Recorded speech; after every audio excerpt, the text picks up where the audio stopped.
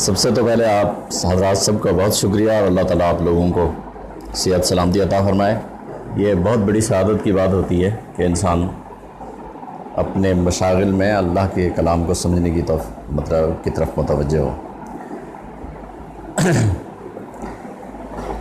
میں آج اس سے پہلے کہ میں قرآن مجید پر بات اس کو آپ کو قرآن مجید کھول کر کچھ عرض کروں، میری گزارش یہ ہے کہ 10-15 منٹ کے لیے میں اس کی کچھ ایک تمہیدی بات عرض کرنا چاہتا ہوں، تاکہ میں آگے اگلی جو بات عرض کرنا چاہتا ہوں میرے لیے آسان ہو جائے گا۔ میں نہیں سمجھ رہا کہ آپ حضرات کو پتہ نہیں ہوگا، آپ یقیناً جانتے ہوں گے۔ بات یہ ہے کہ جب دنیا میں ایک اللہ کا نبی تشریف لاتا ہے نا، تو وہ آ کر دنیا کو بتاتا ہے کہ میں اللہ کا نبی ہوں، تو پیغمبر کی اس دعوت کے نتیجے میں انسانوں میں ایک تفریق پیدا ہو جاتی ہے۔ ایک گروہ ہوتا ہے جو نبی کو مان دیتا ہے کہ وہ اللہ کا نبی ہے، اور ایک وہ ہوتا ہے جو انکار کر دیتا ہے کہ آپ اللہ کے نبی نہیں ہیں۔ ایک تیسرا گروہ ہوتا ہے جو دعوت تو سن رہا ہوتا ہے مگر وہ انڈیفرنٹ رہتا ہے یا لا تعلق رہتا ہے، اور اس کا کام ہوتا ہے کہ وہ چڑھتے سورج کی پوجا کرتا ہے، دیکھتا ہے جو آگے نکل رہا ہے پھر اس کے ساتھ چل پڑتا ہے۔ تو پیغمبر کے آنے کے نتیجے میں انسانوں میں پہلی تقسیم جو رونما ہوتی ہے وہ یہ ہے کہ ماننے اور نہ ماننے والے دو الگ الگ گروہ میں بٹ جاتے ہیں۔ مطلب دنیا کی سب سے بڑی سچائی یہ ہے کہ اللہ کا نبی جب دنیا میں آتا ہے وہ آ کر اپنی تبلیغ پیش کرتا ہے، اپنی دعوت دیتا ہے، اللہ کا پیغام پہنچاتا ہے، آگے انسانوں میں ایک رد عمل پیدا ہو جاتا ہے۔ ایک وہ ہوتے ہیں جو نبی کی بات کو مان لیتے ہیں، ایک وہ ہوتے ہیں جو نبی کی بات کو نہیں مانتے۔ اب ماننے اور نہ ماننے والوں میں ایک مسئلہ درپیش یہ ہوتا ہے کہ ابتدا میں جو طبقہ برسر اقدار ہوتا ہے، جو سوسائٹی کو کنٹرول کر رہا ہوتا ہے، وہ یوزولی پیغمبر کی دعوت کو قبول نہیں کر رہا ہوتا، تو پہلے مرحلے پر وہ پیغمبر کی اس دعوت کو نظر انداز کرتا ہے۔ پہلے مرحلے میں نظر انداز کرتا ہے کہ چلیں کرتا رہے، کوئی بات نہیں۔ لیکن جیسے جیسے پیغمبر کی دعوت کے نتیجے میں لوگ بڑھنے شروع ہوتے ہیں تو اسے نظر انداز کرنا اب ممکن نہیں رہتا۔ اب وہ رد عمل شروع کرتا ہے، گالیم گلوچ پہ آ جاتا ہے، پھر ایک مرحلے پر ہاتھ اٹھانا شروع کر دیتا ہے، تیسرے مرحلے پر باقاعدہ ایک جنگ و جدال کی صورت پیدا ہو جاتی ہے۔ تو جو پیغمبر کی دعوت ہے، پیغمبر کی دعوت کے نتیجے میں اللہ کی طرف سے جو وہ پیغام لایا ہے، اب پیغمبر کی اتباع کرنے والے بھی بڑھ رہے ہیں اور پیغمبر کی مخالفت کرنے والے بھی بڑھ رہے ہیں۔ وہ مخالفت میں بڑھ رہے ہیں، یہ اتباع میں بڑھ رہے ہیں۔ الٹیمیٹلی ایک مرحلے پر ان دونوں کے درمیان ایک فائنل ٹکراؤ ہوتا ہے، ایک فائنل تصادم ہوتا ہے۔ تصادم کی بنیاد کیا بنتی ہے؟ پیغمبر کی اتباع کرنے والے چاہتے ہیں کہ اس دنیا میں وہ غالب رہیں، دنیا کی زندگی جن مقاصد کے تحت وہ گزارنا چاہتے ہیں، ان مقاصد کے لیے ایٹماسفیئر یا فضا ہموار رہے تاکہ پیغمبر کی اتباع کرنا آسان ہو جائے۔ پیغمبر کے مخالفین چاہتے ہیں کہ وہ اپنی مرضی کریں اور اقتدار پر وہ غالب رہیں۔ یعنی مطلب اینڈ پوائنٹ پر میں بات کر رہا ہوں کہ شروع سے لے کر آخر تک آخری مرحلہ یہ ہوتا ہے کہ ان دونوں کے درمیان جو تصادم ہوتا ہے وہ اس ایک بات پر ہوتا ہے کہ دنیا کی زندگی کو کون کنٹرول کرے گا،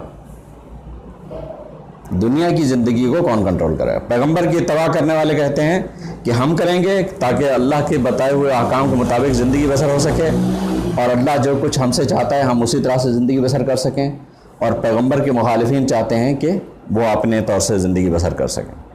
اب یہ تو ایک وہ فضا ہے جو پیغمبر کی دعوت کے نتیجے میں پریکٹیکلی دنیا میں رونما ہوتی ہے۔ دنیا میں پریکٹیکلی پیغمبر کی دعوت کے نتیجے میں یہ فضا بن جاتی ہے، ماحول یہ تیار ہو جاتا ہے، معاشرہ اس شکل میں آ جاتا ہے۔ اب مسئلہ ہوتا ہے کہ دنیا کی اس زندگی میں آخر اس اچیو کرنا ہے، یہ غلبہ اس ٹائم فرنٹ کو اچیو کرنا ہے، اس غلبے تک پہنچنا ہے، تو کیسے پہنچا جائے؟ تو جو پیغمبر کی اتباع کرنے والے لوگ ہوتے ہیں وہ کیونکہ پیغمبر کے بیہاف پہ کھڑے ہوتے ہیں، پیغمبر اللہ کی طرف سے اپنا پیغام لے کے آیا ہے، تو اب ایک یہاں مطلب اس پورے ماحول کو پیش نظر رکھتے ہوئے جو میں نے آپ کو عرض کیا، ایک مطلب دوسرا پہلو اس کا پیش نظر رکھیں کہ بندے اور خدا کے درمیان جو تعلق ہوتا ہے، بندے اور خدا کے درمیان جو تعلق ہوتا ہے، یہ مطلب اس طرح کا تعلق نہیں جیسا میرا آپ کے ساتھ، انسانوں کا انسانوں کے ساتھ تعلق ہوتا ہے۔ اور اب ہم اللہ تبارک و تعالیٰ سے، جب بندہ اللہ تعالیٰ سے کمیونیکیٹ کرتا ہے تو دعا کرتا ہے، انسان دعا کر سکتا ہے خدا کے آگے، مطلب میری اوقات خدا سے گپ شپ کرنے کی نہیں ہے، میں خدا سے گپ شپ نہیں کر سکتا، مطلب میں بحیثیت انسان کے میں خدا سے دعا کروں گا، تو خدا کی طرف میں دعا کرتا ہوں، اور میری دعا میں اور پیغمبر کی اتباع میں میری دعا، ان دونوں میں بڑا فرق ہوتا ہے۔ میری عام دعا یہ ہوتی ہے مثال کے طور پر مجھے اچھا گھر مل جائے، میری اچھی جگہ شادی ہو جائے، مجھے گاڑی مل جائے، فلان جو ہے، یہ دنیا کی زندگی کے جتنے بھی چیزیں ہیں، یہ تمام انسان یہ چاہ رہے ہوتے ہیں۔ اللہ تبارک و تعالیٰ کی طرف سے رسپانس آتا ہے، کبھی وہ قبول کر لیتا ہے، کبھی نہیں کرتا، کبھی 200% پہ قبول کر لیتا ہے، کبھی کچھ، مطلب یہ اس کی مرضی پر ڈیپینڈ کرتا ہے وہ کتنا قبول کر رہا ہے آپ کی دعاؤں کو۔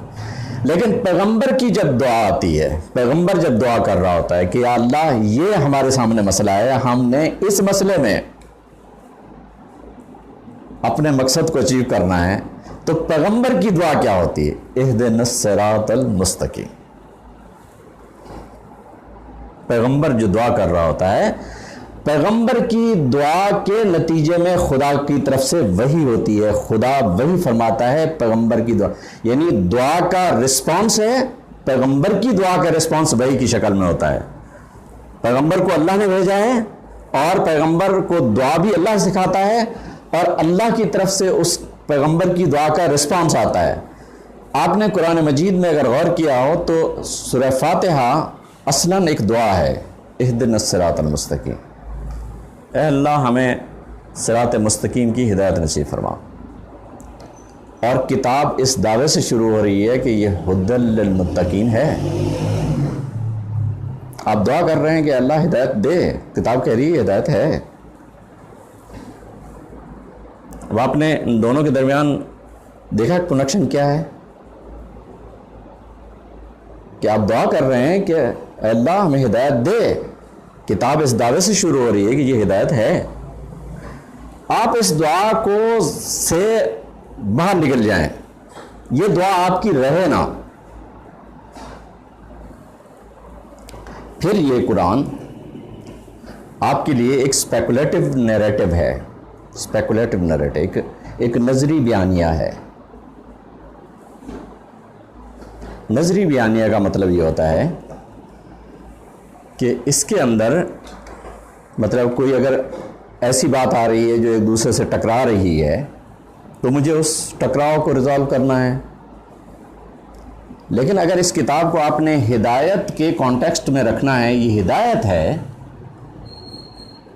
تو پھر اس کے اندر آپ کنٹراڈکشن کی طرف صرف اس وقت جاتے ہیں جب آپ اسے ہدایت کی فضا سے نکال لیتے ہیں۔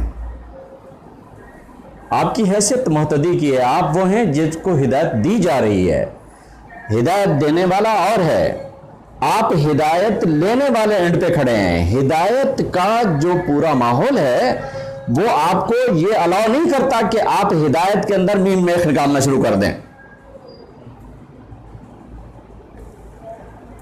یعنی اصل مشکل کیا پیدا ہو رہی ہے؟ مشکل یہ پیدا ہوتی ہے کہ ہم یہ سمجھ رہے ہوتے ہیں کہ قرآن مجید کوئی ایسی کتاب ہے جس سے ہمیں عقلی طور پر اس کے اندر یا نظری طور پر اسپیکولیٹولی ہمیں اس کو جسٹیفائی کرنا ہے، اسے ہم نے بتانا ہے دنیا کو، نہیں جناب اس کے اندر فلاں کنٹراڈکشن نہیں ہے، فلاں نہیں ہے۔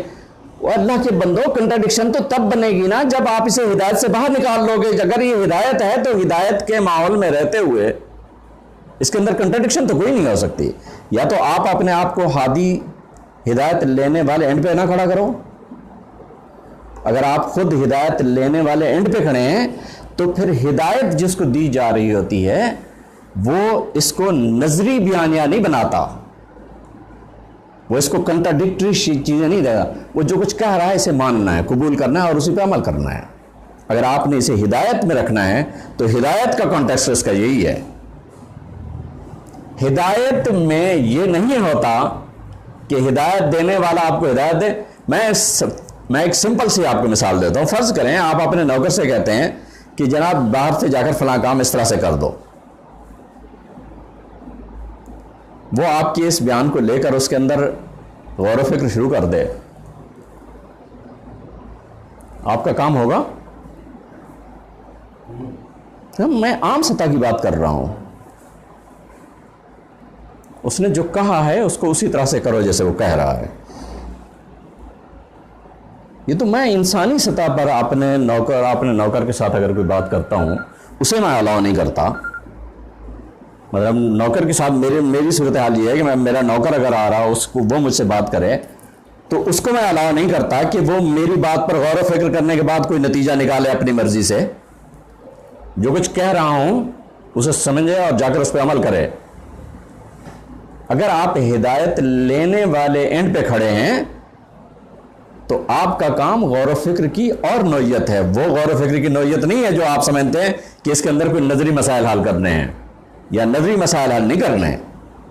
یہ لاجک کی کتاب, منطق کی کتاب نہیں ہے کہ آپ نے اس کے اندر عقلی دلائل دینے اور عقلی دلائل سے ثابت کرنا. پہلے مرحلے پر یہ قبول کر لو کہ یہ ہدایت ہے. ہدایت لینے کے بعد اپنے آپ کو اس اینڈ پہ کھڑا کرو جہاں اپنے نوکر کو کھڑا کرتے ہو. ہم عام حالات میں پرابلم کا یہاں شکار ہوتے ہیں وہ یہی ہے کہ جب آپ ہدایت کو ہدایت کے کانٹیکسٹ سے آؤٹ کر دیتے ہیں اور آپ سمجھتے ہیں کہ یہ اب بھی مجھے کوئی کام دے گی, تو نہیں, آپ کو یہ کام نہیں دے گی. غور و فکر ضرور کرنا ہے اس میں, لیکن غور و فکر کا یہ ایریا نہیں ہے. غور و فکر کا یہ ایریا کہ اس سے پر میں سب سے بہترین عمل کیسے کر سکتا ہوں. یہ جو کچھ کہا گیا ہے مجھے اس پہ عمل کرنا ہے. مجھے اس تعمیل میں میم میخ نہیں نکالنی. یہ اصل مطلب بنیاد ہے جس پر پیغمبر کی اتباع میں کھڑے ہوئے لوگوں کے لیے قرآن مجید آخری اور قرآن مجید ہی فائنل ہدایت ہے, اور اسے اسی تناظر میں ہی دیکھنا ہے, اسی تناظر میں ہی دیکھنا ہے. اب سورہ فاتحہ کو دیکھ لیں. مطلب الحمدللہ رب العالمین الرحمن الرحیم مالک یوم الدین. الحمدللہ رب العالمین, ذات و صفات کا اقرار کر رہے ہیں کہ تو مالک ہے, رب العالمین ہے, مالک یوم الدین ہے. آگے چل کر بدلہ ملنا ہے, اس بدلے والے دن کی ملکیت تیرے ہاتھ میں ہی ہے. مالک یوم الدین, ایاک نعبد و ایاک نستعین, ہم تجھ سے ہی مانگ رہے ہیں, تیری ہی عبادت کر رہے ہیں, تجھ سے ہی مانگ رہے ہیں. اہدنا الصراط المستقیم, ہمیں صراط مستقیم دکھا. ہدایت کیا ہوتی ہے؟ ہدایت کسے کہتے ہیں؟ ہدایت کہتے ہیں کہ اگر کوئی بندہ مطلب یہاں کھڑا ہے اور اس نے لیاقت چوک جانا ہے, آپ اس کا ہاتھ پکڑیں اور وہاں لیاقت چوک تک پہنچا دیں, تو اسے کہتے ہیں ہدایت. ہدایت کہتے ہیں اس طریقہ کار کو جس سے آپ اپنے مقصد تک پہنچ جاتے ہیں. ونس اگین پورے احتیاط سے, ہدایت کا مطلب عربی میں ہدایت کہتے ہیں ایصال الی المطلوب, مطلوب تک پہنچا دینا, مطلوب تک پہنچا دینا.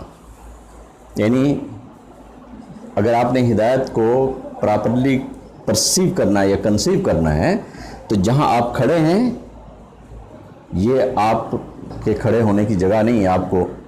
آپ کہیں اور جانا چاہتے ہیں, یعنی آپ کی موجودہ حالت اور آپ کی مطلوبہ حالت کے درمیان فرق ہے,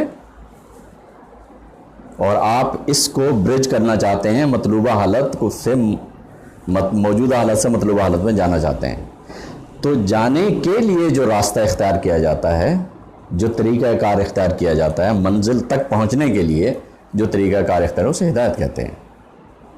آپ کہہ رہے ہیں اللہ ہدایت صراط مستقیم کی ہدایت نصیب فرما. صراط مستقیم کی ہدایت نصیب فرما۔ جہاں میں جانا چاہتا ہوں مجھے اس منزل تک پہنچا دے۔ اب اس منزل تک پہنچنے کے لیے قرآن مجید نے کچھ شروع میں ابتدا میں ایک دعا ہے، اس دعا کے ساتھ آپ نے آغاز کرنا ہے، اہدنا الصراط المستقیم، صراط مستقیم کی ہدایت نصیب فرما۔ اب اس ہدایت کو لے کر مطلب آپ اس کی بارگاہ میں کھڑے ہیں، وہ فرما رہا ہے یہ ہدی للمتقین ہے، یہ متقین کے لیے ہدایت ہے۔ متقی جو لوگ متقی جس منزل تک جانا چاہتے ہیں یہ ان لوگوں کو وہاں لے جائے گی۔ پیغمبر کی اتباع میں پیغمبر کے نبوت کے اقرار اور نبوت کے انکار کی سطح اگر کلیئر نہیں ہوئی تو آپ ہدایت والے مسئلے کی طرف مت جائیے۔ پھر پہلے مرحلے پر پیغمبر دنیا میں ایک حقیقت ہے، اس کو قبول کرنا ہے یا اسے رد کرنا ہے، ان دونوں میں کسی ایک جگہ پر کھڑے ہونا ہے آپ کو۔ اگر آپ پیغمبر کی اتباع میں کھڑے ہیں تو پیغمبر کی اتباع میں جو لوگ کھڑے ہیں انہی کو متقی کہا جاتا ہے۔ وہی لوگ متقی ہوتے ہیں جو پیغمبر کی اتباع میں کھڑے ہیں۔ انہیں کسی منزل تک جانا ہے، اس منزل تک جانے کے لیے یہ قرآن ہدایت ہے۔ اب مطلب اگلے مرحلے پر اب آپ مطلب سورہ بقرہ شروع کر دیتے ہیں۔ الحمدللہ، اس سے شروع ہو رہا ہے قرآن مجید میں۔ مطلب حیران کن بات یہ ہے کہ شروع کے حصے میں سب سے پہلے قرآن مجید نے پہلے ان لوگوں کا تذکرہ کیا جو پیغمبر پر ایمان لے آتے ہیں۔ ان الذین آمنوا، وہ لوگ جو ایمان لے آئے ہیں، ان کی صفات بیان کی، ان کی صفات بیان کی۔ یہ لوگ یہ کام کرتے ہیں۔ 5 آیات ہیں جن کے اندر ان کے متعلق فرمایا گیا کہ یہ لوگ یہ کرتے ہیں۔ دوسرا گروہ جو پیغمبر کا مخالف ہے، پیغمبر کی مخالفت میں کھڑا ہے، ان کے متعلق فرمایا ان الذین کافروا، ان الذین کافروا، جنہوں نے اس کا انکار کیا ہے، پیغمبر کی مخالفت کی، سواء علیہم انذرتہم ام لم تنذرہم لا یؤمنون، ختم اللہ علی قلوبہم وعلی سمعہم وعلی ابصارہم غشاوۃ ولہم عذاب علیم۔ 2 اور 2 4 کی طرح صاحب 2 گروہ، 2 بالکل کلیئر ہو گئے، ایک وہ جو ایمان لائے ہیں، ایک وہ جو کفر کرتے ہیں۔ ایک تیسرا گروہ آتا ہے، اس کے بعد ایک تیسرا گروہ آتا ہے، اور سب سے زیادہ فوکس، سب سے زیادہ آیات اسی کے متعلق ہیں، تیسرے گروہ کے متعلق۔ اسے کبھی نظر انداز مت کیجئے کہ قرآن مجید جس چیز کو فوکس کر رہا ہے، یہ قرآن مجید جو کوئی بتا رہا ہے، دنیا کی سب سے بڑی سچائی ہے یہ۔ میں انہی تینوں میں سے کہاں کھڑا ہوں مجھے خود کو اندازہ ہے۔ کل میں نے اللہ کے سامنے جواب دہ ہونا ہے، تو مجھے پتہ ہے کہ میں اہل ایمان میں ہوں، اہل کفر میں ہوں، یا ان لوگوں میں ہوں جو یہ کہتے ہیں کہ ہم ایمان لائیں مگر ایمان نہیں لائے۔ یہ کنفیوز لوگ ہیں یا منافق لوگ ہیں؟ یہ منافق ہیں، کنفیوز کیسے ہیں؟ پتہ ہے نا، بہت کلیئر ہوتے ہیں۔ انہیں صرف اور صرف ایک چیز ہوتی ہے کہ انہوں نے اپنا ایمان ظاہر کرنا ہے، کنفیوژن کوئی نہیں ہے ان کو، بہت کلیئر ہوتے ہیں۔ اب انہی تینوں گروہ کی مطلب آپ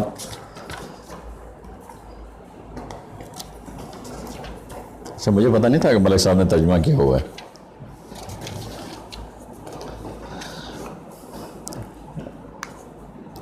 ذالک الکتاب لا ریب فیہ ھدی للمتقین، متقین کی ہدایت ہونے میں کوئی شک نہیں ہے اس کتاب کے، کوئی مسئلہ نہیں ہے۔ متقین کے لیے ہدایت ہے، شک و شبہ سے بالا بات ہے یہ۔ الذین یؤمنون بالغیب، غیب کیا ہوتا ہے؟ میری آنکھوں کے سامنے نہیں ہے، میری آنکھوں کے سامنے نہیں ہے، اس دیوار کے پیچھے جو کچھ ہے غیب ہے۔ انسینیبل میں اور میٹا فزیکل میں زمین آسمان کا فرق ہوتا ہے۔ میٹا فزیکل اور چیز ہوتی ہیں، خدا تعالیٰ کی ذات میٹا فزیکل وجود نہیں ہے، انسین ہے، انسینیبل ہے، قابل مشاہدہ نہیں، میں مشاہدہ نہیں کر رہا اس کا، ورنہ وہ اسی طرح سے ایگزسٹ کرتا ہے جیسے میں اور آپ ہم ایگزسٹ کر رہے ہیں، اسی طرح سے ہے وہ۔ مجھے اس کی ذات کے لیے کوئی اور کسی پرابلم کی طرف نہیں جانا ہے، میں کوئی اور توجہ نہیں کرتا، وہ ہے میرا ایمان بالغیب ہے، یہ میرا ایمان بالغیب ہے۔ یقیمون الصلاۃ، صلاۃ قائم کرتے ہیں، ومما رزقناہم ینفقون، جو کچھ ہم نے انہیں رزق دے رکھا ہے اسے خرچ بھی کرتے ہیں۔ اہل ایمان کی صفات ہیں یہ، ہم سب جانتے ہیں، کوئی الجھاؤ والا مسئلہ نہیں ہے، سب کو پتہ ہے اس کا۔ والذین یؤمنون بما انزل الیک وما انزل من قبلک، آپ سے پہلے بھی جو اللہ کی طرف سے نازل ہوتا ہے اس پر بھی ایمان رکھتے ہیں، جو آپ کی طرف نازل ہوا اس پر بھی ایمان رکھتے ہیں۔ وبالآخرۃ ہم یوقنون، اور اینڈ پر بھی ایمان رکھتے ہیں کہ اینڈ ہونا ہے، اور وہ مالک یوم الدین ہے، آنا ہے مجھے اس کی بارگاہ میں جا کر اپنے کیے کا جواب دینا ہے، پتہ ہے، مطلب پورا علم ہوتا ہے ان لوگوں کو۔ اللہ تعالیٰ فرماتا ہے اولئک علی ھدی من ربہم، یہی وہ لوگ ہیں جو اپنے رب کی طرف سے ہدایت پر ہیں اپنے رب کی طرف سے ہدایت پر، یہ ہدایت پر ہیں، جو یہ کر رہے ہیں، ایمان بالغیب رکھتے ہیں اور مما رزقناہم ینفقون کرتے ہیں، اقامت صلاۃ کرتے ہیں، اور آپ سے پہلے جو کچھ نازل ہوا اس پر بھی ایمان رکھتے ہیں، اور جو آپ پر نازل ہوا اس پر بھی ایمان رکھتے ہیں۔ اللہ فرما رہا ہے یہ ہدایت والے لوگ ہیں۔ اس حقیقت کا پتہ یہاں ہے۔ دیکھیں، ایمان ایک ایسی حقیقت ہے جس کے لیے طے شدہ بات ہے کہ یہ بندے اور خدا کے درمیان ایک سیکرٹ ہوتا ہے۔ ہزار باتیں بھی کرو نا، ایمان ظاہر میں بیان کیے جانے کا نام نہیں ہے۔ آپ کو پتہ ہے آپ کا ایمان اللہ کی ذات پر ہے کہ نہیں ہے، جانتے ہیں آپ، یہ آپ کے اندر کا معاملہ ہے، آپ کے اندر کی ذات، اپنے ذات کا معاملہ ہے، آپ کو پتہ ہے کہ ایمان کس چیز کا نام ہے، ڈیفائن کرنے کا کوئی چکر نہیں ہے۔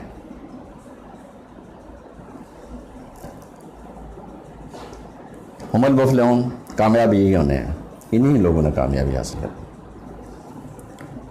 ان الذین کفروا، دوسرا گروہ جو پیغمبر کی مخالفت میں ہے، سواء علیہم انذرتم، آپ انہیں ڈرائیں یا نہ ڈرائیں برابر ہے، یہ اللہ نے ان کے دلوں پر مہر لگا دی ہے، یہی ایک حقیقت ہے، مجھے اس کی کوئی تعویل نہیں کرنی، کوئی توجیہ نہیں کرنی۔ خدا فرما رہا ہے ختم اللہ علی قلوبہم، تو ختم اللہ علی قلوبہم ہے، اس لیے ہے اس لیے نہیں، بس انہوں نے کفر کیا، اللہ نے مہر لگا دی ہے، بس اس ہدایت پر مجھے رہنا ہے، میں اس سے باہر نہیں لے جا سکتا، میں اپنے آپ کو نہ خود باہر جا سکتا ہوں نہ آپ کو کہہ سکتا ہوں۔ میرا کام اس کو جیسے ہے، یہ الف ہے، یہ بے ہے، یہ تے ہے، میں اسی طرح سے الف بے تے کی طرح پہنچاؤں گا۔ میرا کام اس کے اندر مداخلت کرنا نہیں ہے، انٹرپشن کرنا نہیں ہے۔ میں نے جو آپ کو تمہید اس کی بتانی تھی وہ عرض کر دی کہ ہدایت کو کس کانٹیکسٹ میں دیکھنا ہے یا کس تناظر میں دیکھنا ہے، وہ میں نے آپ کو عرض کر دیا۔ سواء علیہم انذرتہم ام لم تنذرہم لا یؤمنون، ختم اللہ علی قلوبہم وعلی سمعہم وعلی ابصارہم غشاوۃ ولہم عذاب علیم۔ کوئی سوال نہیں ہے یہاں، یہی کچھ ہے، یہی حقیقت ہے، یہی حقیقت ہے۔ جب تک میں اس کے ریسپٹیو اینڈ پہ کھڑا ہوں، ہدایت لینے والے اینڈ پہ کھڑا ہوں، تو اس پہ میں کوئی سوال نہیں اٹھا سکتا۔ میری اوقات سے باہر ہے یہ بات کہ کوئی سوال اٹھاؤں، یہی کچھ حقیقت ہے کہ خدا نے ایسا کر دیا ہے۔ لوگوں کو 1000 قسم کے پڑھتو بڑے ہوتے ہیں کہ جناب پھر کیا اس بندے تو یہ ہو گیا یار تو ہدایت ہے نا، تو مت مان ہدایت، پھر اس کو ہدایت کا کانٹیکسٹ ہے تو ہدایت کے کانٹیکسٹ میں رکھنا، یا تو اسے اٹھا کر کوئی نظری بیانیہ بنا کے اس کے اندر مجھے لاجیکل کنسسٹنسی پروو کرنی ہے، کیونکہ یہ لاجیکل ہے، یہ لاجیکل کا مسئلہ، یہ اس کی لاجک ساری کی ساری ہدایت میں ہے کہ تو اسے ہدایت مانتا ہے یا نہیں مانتا۔ اگر ہدایت مانتا ہے تو ہدایت کی لاجک مختلف ہوتی ہے۔ ہدایت کی لاجک میں آپ اپنے نوکر کو نہیں اجازت دیتے تھے کہ وہ آپ کی بات پر اپنا فیصلہ، اپنا اجتہاد کرتا پھر ہے، وہاں تو آپ کا دماغ کام نہیں کرتا، وہاں تو یہ آپ ایک لمحے کے لیے سننے کو تیار نہیں ہوتے اپنے نوکر کی بات پر، اور یہاں آپ آ کر اتنے دلیر ہو جاتے ہیں کہ جو جی چاہتا ہے اپنی مرضی سے، یہاں جو کچھ دل چاہتا ہے کرنا شروع کر دیتے ہیں۔ یہ ہدایت ہے؟ ہاں، ہدایت نہ مانو پھر ایک اور بات ہے۔ وَمِنَ النَّاسِ مَن يَقُولُ، لوگوں میں سے ہیں کچھ ایسے، یقولو کہتے ہیں، آمنا باللہ، ہم اللہ پر ایمان لے آئے ہیں، وبالیوم الآخر، اور یوم آخر پر ایمان لے آئے ہیں، وما ہم بمومنین، حالانکہ وہ مومن نہیں ہیں، کہتے ہیں نہیں۔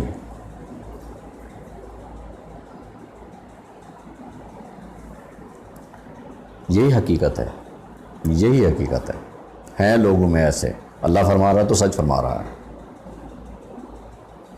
خضر یاسین ان میں شامل ہے یا نہیں ہے؟ خضر یاسین، میں دیانتداری سے خدا شاہد ہے، میں واقعتاً آپ کے پورے ایمان سے آپ کو کہہ رہا ہوں، اللہ کی قسم، اللہ کی قسم، مجھے نہیں پتا کل اللہ تعالیٰ نے میرے ساتھ کیا کرنا ہے۔ میرا کام اس دنیا میں محمد رسول اللہ صلی اللہ علیہ وسلم کی نبوت پر ایمان لے آنا ہے، میں لے آیا ہوں، آگے میرا ایمان قبول کرنا نہ کرنا اس کا کام ہے، میں اس کی جگہ پہ بیٹھ کے فیصلہ نہیں کر سکتا،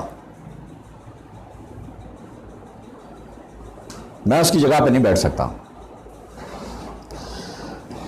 وہ فرماتا ہے یہ ایمان نہیں لائے، یخادعون اللہ، اللہ کو دھوکہ دیتے ہیں،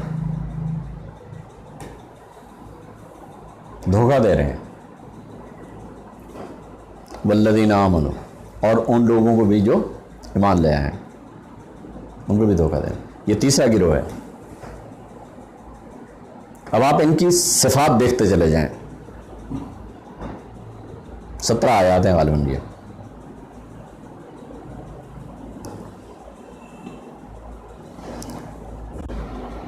وما یخدعون الا انفسهم وما یشعرون، انہیں شعور نہیں ہے۔ شعور کاگنیشن، جو وہ کاگنیٹو انڈرسٹینڈنگ ہوتی ہے، وہ تھوڑی سی گہرائی کی چیز ہوتی ہے۔ کاگنیٹو انڈرسٹینڈنگ جو ہوتی ہے نا، ذرا گہری انڈرسٹینڈنگ ہوتی ہے۔ وما فی قلوبہم مرض، ان کے دل میں ایک بیماری ہے، فزادہم اللہ مرضا، اللہ تعالیٰ اس بیماری کو زیادہ کرتا چلا جاتا ہے، اللہ زیادہ کر رہا ہے، ان کے دل میں بیماری ہے، اللہ سے زیادہ کرتا ہے۔ وَلَهُمْ عَذَابٌ أَلِيمٌ، ان لوگوں کے لیے دردناک عذاب ہے۔ بِمَا كَانُوا يَكْذِبُونَ، اس سبب سے کہ یہ پیغمبر کی بات کو جھٹلاتے ہیں۔ وَإِذَا قِيلَ لَهُمْ لَا تُفْسِدُوا فِي الْأَرْضِ، انہی لوگوں سے جب کہا جاتا ہے نا زمین کے اندر فساد مت پھیلاؤ، فساد مت پھیلاؤ، پیغمبر کی اتباع کے سوا سے باہر نکل کر وہ اللہ نے جو احکام دیے ہیں وہ تو چند احکام ہیں، وہ زیادہ تو نہیں ہے نا، پیغمبر نے انہیں جس طرح سے کیا اسی طرح سے کرنا ہے۔ ان سے باہر نکل کر اس کے سوا آپ جس چیز کا اللہ نے آپ کو حکم نہیں دیا، ٹھیک ہے آزاد ہو، لیکن اللہ نے جو فرمایا ہے اس کے اندر اگر خلل پاؤ گے نا تو فساد تو ہوگا۔ اللہ فرماتا ہے وَفِي الْقِصَاصِ حَيَاةٌ يَا أُولِي الْأَلْبَابِ، ہم کہتے ہیں جناب یورپین یونین ہم سے روٹ جائے گی. سبحان اللہ و بحمدہ سبحان اللہ العظیم. قاتل کو پھانسی نہیں دینی ہم نے. پریکٹیکل لائف میں آپ ایگزسٹنگ ریالٹیز میں آپ غور کریں. اللہ فرمایا فی القصاص حیات یا اولو الالباب. وہ تمہاری زندگی ہے اس میں. اور ہم بہت زیادہ مہذب ہو گئے ہیں, بہت زیادہ سویلائزڈ لوگ ہیں.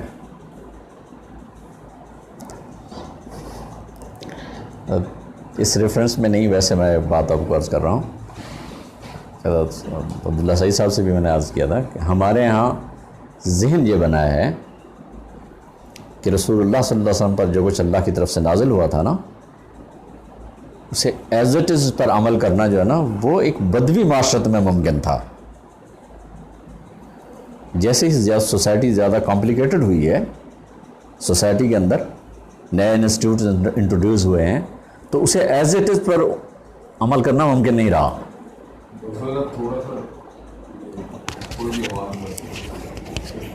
آواز اس پہ عمل کرنا آسان نہیں, مطلب اس پہ عمل کرنا ممکن نہیں رہا. اسے سمار ادر ہم نے اس کو ذرا اس دودھ میں ذرا پانی ملانا ہے ہم نے, اس کے بغیر کام نہیں چلے گا. ایز اٹ از پر عمل کرنا, جیسے رسول اللہ صلی اللہ علیہ وسلم نے عمل کر کے دکھایا تھا اسی طرح سے اس پر عمل کرنا اور اس پر پابند رہنا ممکن نہیں رہا. اب ہمیں کچھ نہ کچھ تو کرنا پڑے گا, اور یہ کچھ نہ کچھ کرتے کرتے کرتے کرتے یہاں تک پہنچے ہم. اس کا صرف واحد راستہ ہے کہ اس پر اسی طرح سے ایمان لے آؤ جیسے محمد رسول اللہ صلی اللہ علیہ وسلم لے آئے تھے, اور اس پر اسی طرح سے عمل کرو جیسے رسول اللہ صلی اللہ علیہ وسلم نے کیا تھا. پیغمبر صلی اللہ علیہ وسلم سے زیادہ آپ قرآن نہیں سمجھ سکتے, نہ آپ قرآن پر عمل کرنے میں آپ صلی اللہ علیہ وسلم سے زیادہ مخلص ہو سکتے ہیں. یہ ہر دور کے لیے نہیں ہے, یہ فار ایور ہے. ہر دور میں اپنی نئی انٹرپریٹیشن نہیں نکالے گا. ہر دور میں ایک ہی رہے گا, شروع سے لے کر آخر تک, قیامت تک ایک ہی رہنا ہے. اس میں محمد رسول اللہ صلی اللہ علیہ وسلم نے جو کچھ کر کے دکھایا اسی طرح سے کر کے رہنا ہے. ادر دین ایٹ آپ جو کچھ آپ کا جی چاہے کرتے رہیں, لیکن اس سے مداخلت مت کرو. وَإِذَا قِيلَ لَهُمْ لَا تُفْسِدُوا فِي الْأَرْضِ قَالُوا إِنَّمَا نَحْنُ مُصْلِحُونَ. اصل پیس میکر تو ہم ہیں. اصل معاشرہ تو ہم, اصل حقیقت تو ہمارے پاس ہے. مطلب 2 عبد 4 کی تراصاف پیغمبر صلی اللہ علیہ وسلم کے دور میں یہ اس وقت جب نازل ہوا تھا, اس وقت کے لوگ کہہ رہے تھے یہ, اور پتہ نہیں آپ کیسے سمجھتے ہیں کہ جناب ہر دور میں نئی انٹرپریٹیشن ہوگی. کس حوالے سے نئی انٹرپریٹیشن ہو؟ اس دور کے رہنے والے لوگ یہ کہہ رہے تھے کہ ہم تو زیادہ مسئلے ہیں. ہر دور میں یہی کچھ ہوتا ہے.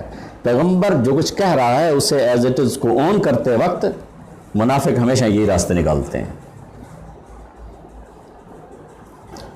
الا انہم ہم المفسدون. اللہ نے مہر لگا دی, فسادی ہیں یہی فسادی ہیں. فساد پھیلانے والے یہی لوگ ہیں.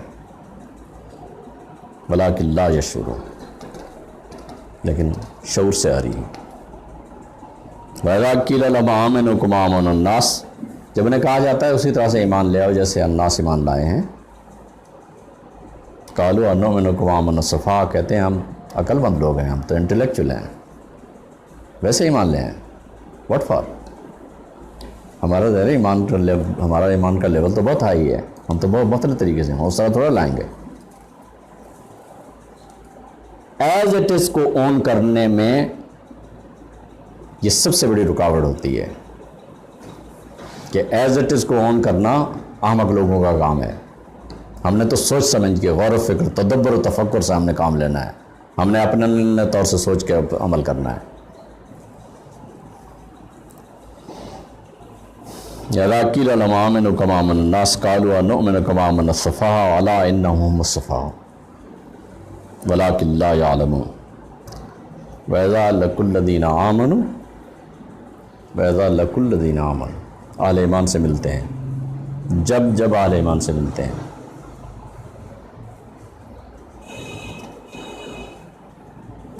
قالوا آمنا، کہتے ہیں ہم ایمان لے آئے ہیں.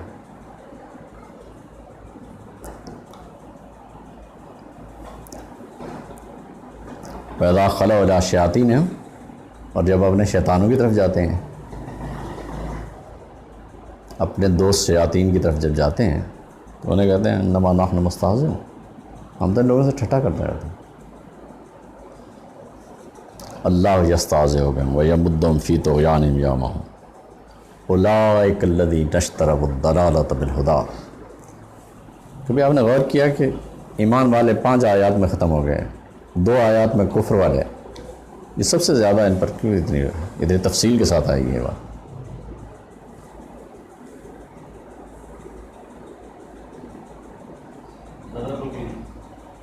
زیادہ تر لوگ یہی ہیں.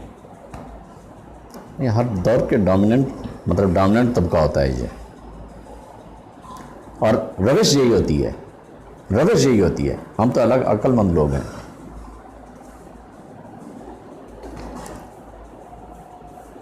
اولئک الذین اشتروا الضلالۃ بالہدیٰ فما ربحت تجارتہم وما کانوا مہتدین مثلہم کمثل الذی استوقد نارا. ان کی مثال ایسے ہے جیسے ایک بندے نے آگ روشن کی، اس کو پتہ چل گیا کہ ماحول میرا روشن ہو گیا، اب میں چل سکتا ہوں. اللہ فرماتا ہے اللہ کے پاس کوئی تھوڑا ایک اختیار تھوڑی ہے، اس نے اس کی آنکھیں بند ختم کر دینی، آنکھیں ختم کر دینی. تو کیا سمجھ رہا ہے تو نے ماحول روشن کر دیا تو چل پڑے گا؟ اس کے پاس اختیارات کو پابند نہیں ہے، وہ اس کے پاس راستے نہیں ہیں. ایک راستہ، تو ایک راستہ کھول وہ 10 راستے بند کر دے گا. روشن ماحول کو روشن کرتے ہیں تاکہ ہم آگے نکل پڑیں گے، اور اللہ تعالیٰ ان کو آنکھیں ختم کر دیتے. میرے ایک دوست فرما رہے تھے کہ ایک ہمارے دوست ریٹائر ہوئے تو انہوں نے کہا کہ جناب میرا اگلا دن پروگرام یہ ہے کہ میں نے ایک بڑا ٹی وی لیا ہے اور اس دفعہ میں نے گیمز دیکھنی ہیں اور اتنے وقت میں فلاں کام کروں گا فلاں کام کروں گا. کہنے لگا وہ ساری اپنی پلاننگ کر کے نا ٹی وی شیٹ سیٹ کیا اس نے، اور دوسرے دن اللہ کو پیارا ہو گیا. کیا سمجھ رہے ہو؟ تمہارے ہاتھ میں دنیا کی پلاننگ. بندے ہو، بندوں کی سطح پہ رہو نا. مطلب اس کی ذات کے سامنے کھڑے ہونے نے کہ اپنی اوقات کیوں بھول رہے ہو؟ فلما اضاءت ما حولهم ذهب الله بنورهم وتركهم في ظلمات. پھر اندھیرے میں ہیں اور لا یبصرون، دیکھ نہیں سکتے. سمن بکمن، دعوت جب دی جاتی ہے، جب دعوت دی جاتی ہے، آنکھ کان بند کر دیے جائیں تو آواز نہیں جاتی، بہرے کو سنائی نہیں دیتا. بندہ خود بہرا ہو جائے تو اور زیادہ معاملہ ختم ہو جاتا ہے. جب تک پیغمبر صلی اللہ علیہ وسلم کی ذات کے ساتھ کیٹیگوریکل کمٹمنٹ نہ ہو بندے میں نا، نبی علیہ السلام کی ذات کے ساتھ، آپ صلی اللہ علیہ وسلم کے مقصد کے ساتھ، دنیا میں آپ صلی اللہ علیہ وسلم جو کچھ لے آئے تھے اس کے ساتھ غیر مشروط وفاداری نہ ہو تو حاصل کچھ نہیں ہوتا. سمن بکمن عمین فہم لا یبصرون او کالصیب من السماء. یہ صورتحال مطلب اس مثال کی بھی مطلب اتنا شدید ماحول، اتنا کنجسٹڈ ہے، اتنا آگ، مطلب ہر طرف سے اندھیرا ہے، اوپر سے بجلیاں کڑک رہی ہیں. وہ بندہ کانوں میں انگلیاں ڈال لے کہ مجھے موت اب نہیں آئے گی تو موت نہیں آئے گی. مطلب ان کی جو حماقت ہے ان کی ان حرکتوں سے بھی ظاہر ہو جاتی ہے جو وہ کر رہے ہوتے ہیں. مطلب بجلیاں کڑک رہی ہیں اور حالات اتنے ٹینس ہوتے جا رہے ہیں، وہ کانوں میں انگلیاں ٹھونسے کھڑے ہیں تاکہ ہم بچ جائیں موت کے ڈر سے. تو موت ان باتوں سے بچا لے گی تمہیں ان باتوں سے بچ جاؤ گے موت سے.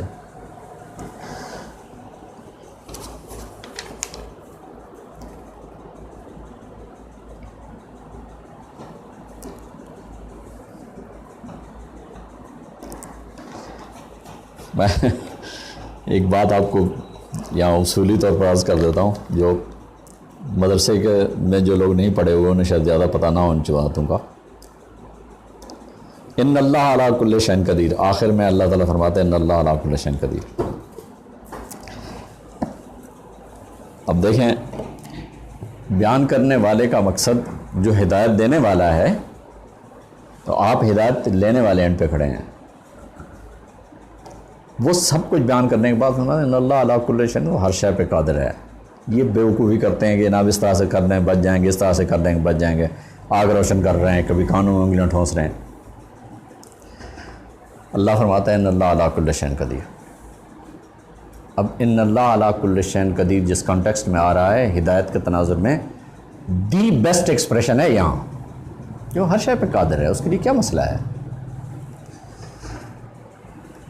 مدارس میں یا مختلف فرقوں کے درمیان ایک مسئلہ کہ کیا اللہ تعالیٰ جھوٹ بولنے پر بھی قادر ہے یا نہیں ہے؟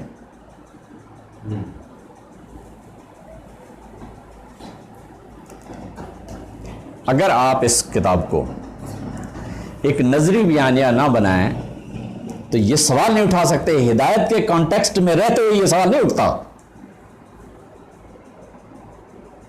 اب میری بات سمجھ رہے ہیں نا؟ اگر آپ اسے ہدایت کے دائرے میں رکھتے ہیں نا تو ہدایت ہے نا، تو بالکل پرفیکٹ ہے بات یہ ان اللہ علی کل شیء قدیر۔ لیکن اگر آپ اسے نظری بیانیہ بنا دیں گے تو پھر یہ سوال ضرور اٹھے گا کہ اللہ تعالیٰ جھوٹ بولنے پہ قادر ہے یا نہیں ہے۔ اور کتنی لمبی لمبی بحثیں ہوئیں، باقاعدہ پورے فرقے وجود میں آئے اس میں۔ ان اللہ علی کل شیء قدیر پر امتناع نظیر کا مسئلہ بہت معروف ہے جن لوگوں کو پتہ ہے اپنی مذہبی تاریخ کا، کہ اللہ تعالیٰ رسول اللہ صلی اللہ علیہ وسلم جیسا دوسرا کوئی بنا سکتا ہے یا نہیں بنا سکتا، اپنے جیسا کوئی دوسرا بنا سکتا ہے یا نہیں بنا سکتا۔ یہ سوالات کیا ہیں؟ اگر اسے ہدایت کے کانٹیکسٹ میں رکھنا ہے تو یاد رکھو کہ ہدایت کے ماحول سے جیسے ہی نکلو گے آپ کے ہاتھ میں کچھ نہیں رہے گا اور بہت سارے مسائل پیدا ہو جائیں گے۔ اور قرآن مجید ہمارے لیے بازیچہ اطفال بنا ہی اس لیے ہے کہ ہم نے اس سے وہ کچھ حاصل کرنے کی کوشش کی ہے جو وہ دینا نہیں چاہتا، وہ جو دینا چاہتا ہے وہ ہمارے انٹرسٹ کی چیز ہی نہیں۔ السلام علیکم ورحمۃ اللہ۔